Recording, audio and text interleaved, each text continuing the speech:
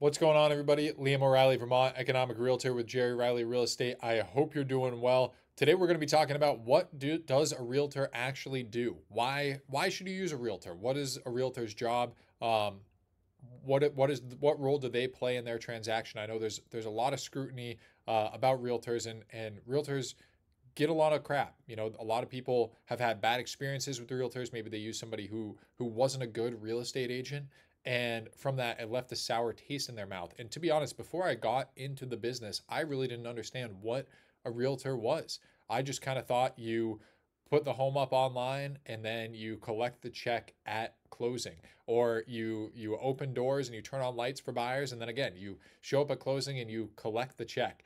It wasn't until I got into the business that I really understood what a realtor did and how valuable they can be. And so I wanted to make this video today just to explain what the rules of a realtor are, you know, from basic to what it takes to be a great realtor, and how to look for a good realtor when you're out there looking to buy or sell a home. So I'm going to get right into the video here. But before I do, if you guys have any real estate needs anywhere across the country, reach out to me directly. All my contact information is in the description. I would be happy to help you, and leave a comment. Let me know what you think about this video. Would love to know your thoughts. So the most basic aspects of being a realtor, right? If you're a listing agent, most basic aspect is to get the home listed, get it online, market it out there to as many people as possible, right? That's kind of the most basic aspect. You got to make sure that the home is listed correctly, that it's marketed correctly, and that you're advertising the right property.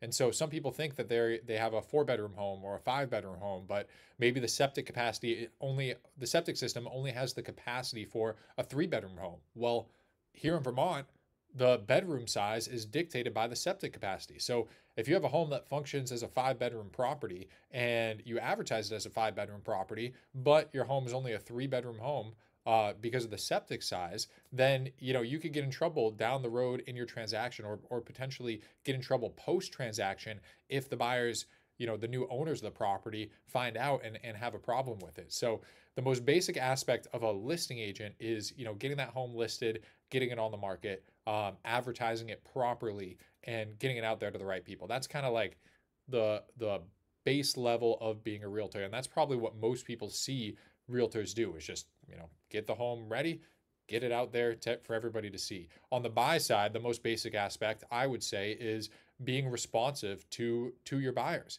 Is when a buyer I'm working with needs something, being responding to them in a reasonable amount of time, getting their questions answered, doing the due diligence, looking at listings and, either sending it to them or trying to find out more information about it, potential red flags further down the line. And so that's kind of the most basic job of a buyer's agent. And then obviously scheduling showings, kind of managing everything in the showing process. I would say those are the basic duties, the basic responsibilities. But I think those are kind of the least valuable parts of a realtor, right? Those are pretty low bars. Scheduling showings and showing up to see the property. That's a pretty easy thing to do that almost anybody can do.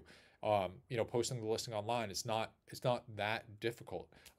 Where the value comes from, what separates, I think, good realtors from great realtors, or average realtors from good realtors, is what you do beyond that. So, you know, when it comes to the listing side of things, what strategies are you using to get your seller the top dollar?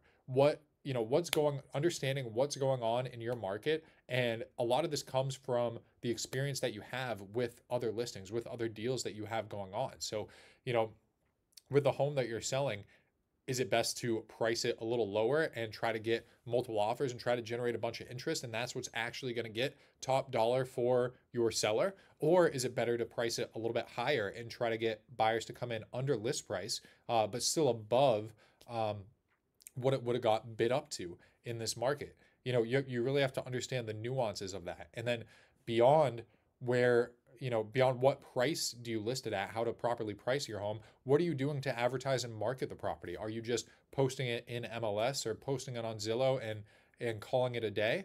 Or do you have a list of buyers that you're working with? Are you showing it to the other agents in your office? Are you calling the buyers that you're working with who might be interested in seeing this home? Are you scheduling an open house to try to get more buyers in there? And then when your offer comes in, are you just presenting it to the seller and, saying, "Hey, we got a decent offer, sign it," or are you out there calling other people who have shown this property, trying to generate as much interest as possible to get another offer for your buyer?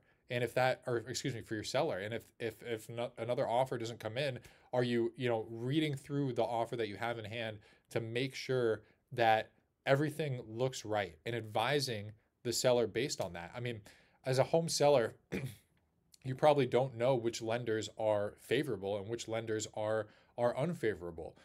You might not know exactly what the different inspections on your home entail and the potential issues that arise from them. So really, understanding the contracts is kind of the next step from the listing agent's point of view, I would say, and advising the seller properly based on what they've seen in the past. And I think a lot of the value that comes from realtors is based on past transactions and the experiences that they've had. So the issues that they've run into in the past, they can get ahead of those issues now and help the home seller or the home buyer have a smoother transaction process and get to closing as smoothly as possible with, on the sell side, the most amount of money in their hand, or on the buy side, the best prices possible.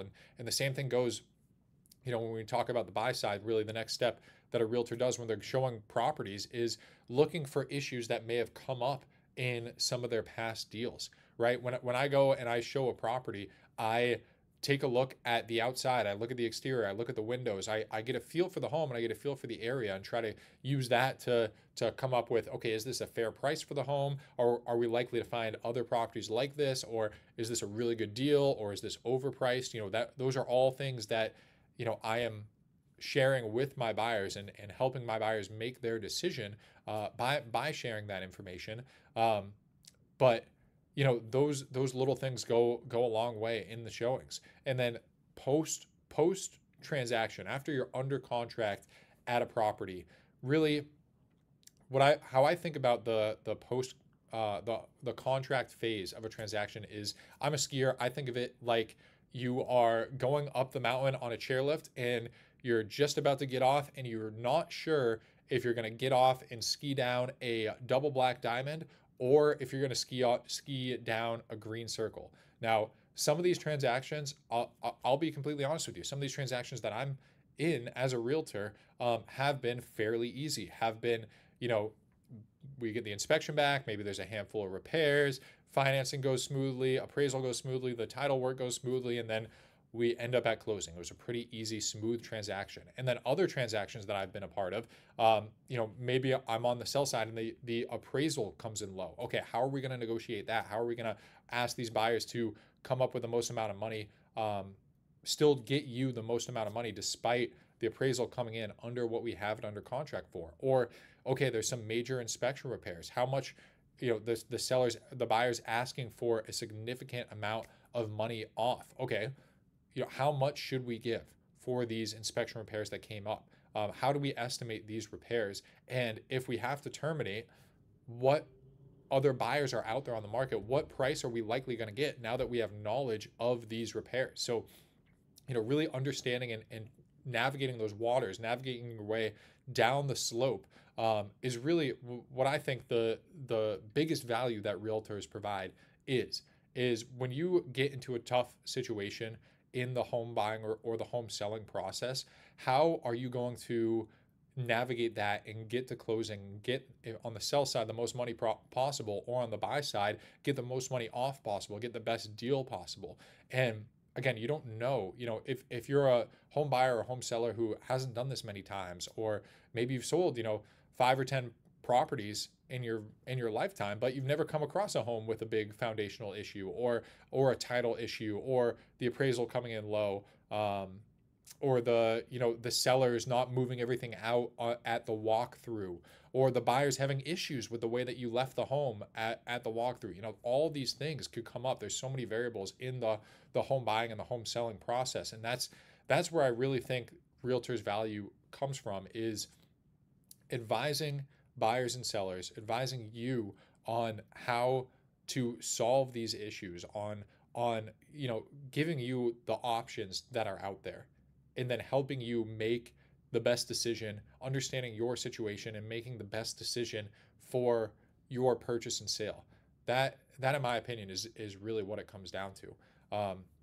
There's been many deals that I've had where I thought were going to fall apart, like this sale that I had in 2022 where there was an unknown foundation issue that got brought up in the inspection.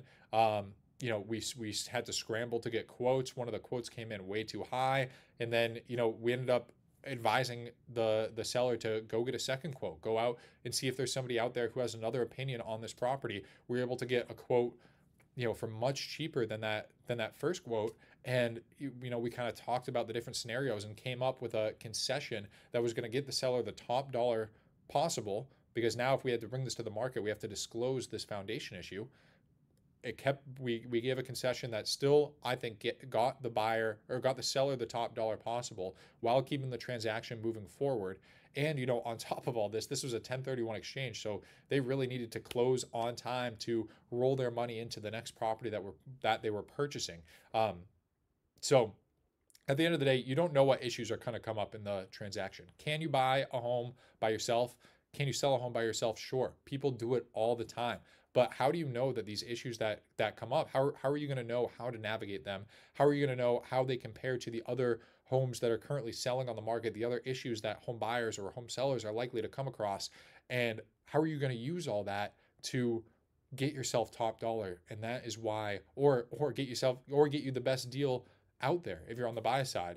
And that's really where the value of realtors comes in, is from the experience from these past deals and helping you get the best price for your transaction and get to closing as smoothly as possible. So anyway, Liam O'Reilly, Vermont Economic Realtor. I hope you liked this video. Thank you for watching. All my contact information is in the description. Reach out to me anytime. Would love to talk with you. Don't forget to leave a comment, and I'll see you guys in the next video.